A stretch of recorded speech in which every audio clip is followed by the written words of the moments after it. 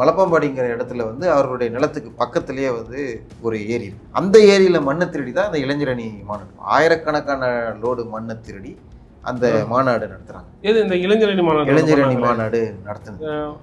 அதை எதிர்த்து உழவர் உரிமைக்கு குரல் கொடுக்கும்போது பெண்கள், அது வந்து ஒரு கிராமம், அந்த ஏரிக்கரை மீது வந்து இந்த ஏரிக்கரை மேலே 2 வழி சாலை போட்டிருக்காங்க. அந்த இடத்துக்கு அப்படி ஒரு சாலையே தேவை கிடையாது.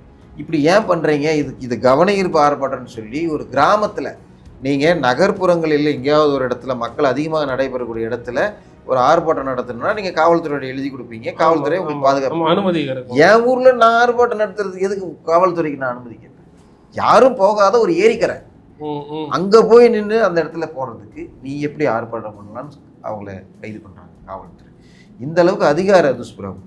அந்த ஏரியும் திருடுறதுக்கு தான் இந்த வேலை. அது பக்கத்தினுடைய நிலத்துக்கு பக்கத்தில் ஒன்று இருந்துச்சுன்னா அதையும் திருடிக்கணும். இப்போ ஏரி திருடுன்னு ஏவா வேலு தான். இதுதான் அங்கே இருக்கிற மக்கள் வரிசையாக இந்த மாதிரி திருட்டுக்கு தான் இந்த ஏவா வேலு அப்படிங்கிறதான் அங்கே இருக்கிற மக்கள் பேசி